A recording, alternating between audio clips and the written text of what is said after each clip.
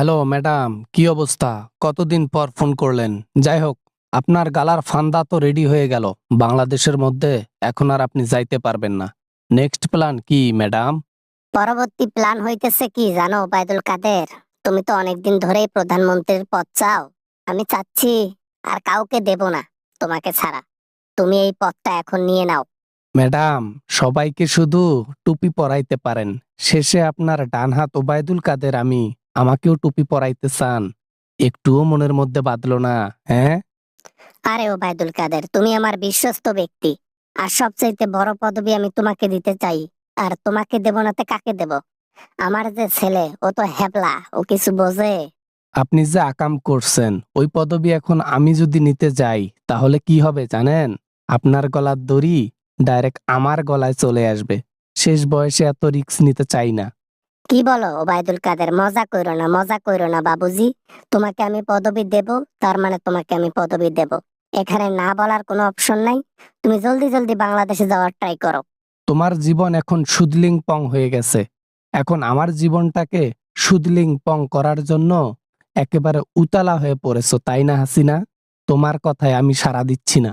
একমাত্র ভরসা পাই শুধু তোকে দিয়ে, অথচ তুই পদবি নিতে না করতেছিস। এইটা কোনো কথা?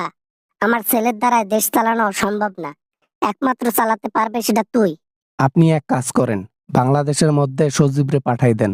ও এখন রাজনীতিতে নামুক, ও দেশ চালাইতে পারবে, সমস্যা নেই। আপনার ছেলে বলে কথা, যত কূটনীতি বেরেন আছে সব আছে। এত কথা বলতে চাই না ওবায়দুল কাদের। তুমি যাবা মানে যাবা, এত কথা শুনতে চাই না। আমার ডেট এক্সপায়ার হয়ে গেছে, রায় ঘোষিত হয়ে গেছে। আর দেশে আমি যাইতে পারবো না কখনো। যে টাকা কামাইছি আজ পর্যন্ত, সেই টাকা আমার 20,000 যুগ বছর যদি চলে যায় জীবনের, তারপরও টাকা শেষ হবে না। আমি চাই না শেষ বয়সে আমি জীবন দিতে। তুই তো বলছিলি তোকে প্রধানমন্ত্রীর পদ দেই না বলে তুই মন খারাপ করিস কেন? সবার প্রমোশন হয়, তোরও প্রমোশন হইলো। সমস্যা কি? তুই আজ থেকে প্রধানমন্ত্রী বাংলাদেশের, কি বলিস? ম্যাডাম, আমি কিন্তু আপনার চালাকি বুঝি ম্যাডাম। হ্যাঁ, চালাকি কইরা এখন চিপা কলের মধ্যে পইরা সিস্টেমে আপনার গলার দড়ি আমার গলায় দিতে চান। হ্যাঁ, আমি তো বুঝি সবকিছু। আবা আবা না মানে কি কি কি কি কি বোঝো? আবা, আবা, আবা, আবা, আবা, দিল্লিতে থাকা আমার ধনসন বেজে যাচ্ছে। মোদি আমাকে কবে জানি বের করে দেয়। এমত অবস্থায় তুই যদি না যাস দেশে, আমি শেষ রে। তুমি অতি সুদলিং পং হও, ওগুলা দেখার আমার টাইম নেই। জীবনে অনেক সঙ্গ দিয়েছি, অনেক সঙ্গ দিয়ে নিজের পুটকি নিজেই মেরেছি। আর আমি শেষ বয়সে পুকটি মারা দিতে চাই না।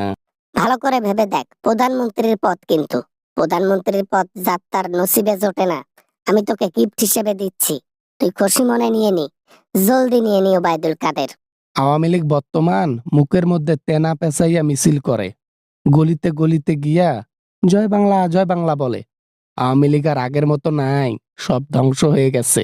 বাংলাদেশের মানুষ টাকার পাগল। এখনই টাকা ছিটাবো, কাকের অভাব হবে না। তুই পদবি নিতে রাজি হ, টাকা আমি ছিটাইতেছি। দেখবি কাকের অভাব পড়বে না।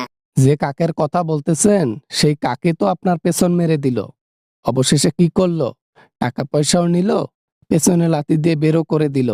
এই হচ্ছে আপনার ভাতে পোষা কাক। এ শালা কাউয়া কাদের, কাউয়া কাদের, তুই হইলু আসল কাউয়া। এই কাউয়ার যদি রাজি না হয় তাহলে দেশের কাউয়া কেমনে চলবে ক? এই কাউয়াটারে আমি আর কি করি? রাখলাম ফোন, থাক। দেখেন দেখেন, আমাকে কাউয়া বলবেন না। কাউয়া বললে কিন্তু আমার মাথা গরম হয়ে যায়। এই কথাটা বলে দিলাম। যদিও আপনার কথা শুনতাম, আর শুনবো না, আর শুনবো না। হাসিনা, তুমি সুদলিং পং হয়ে যাও। তোমার কাছে আমি আর ধরা দিচ্ছি না। কি প্ল্যান রে বাবা?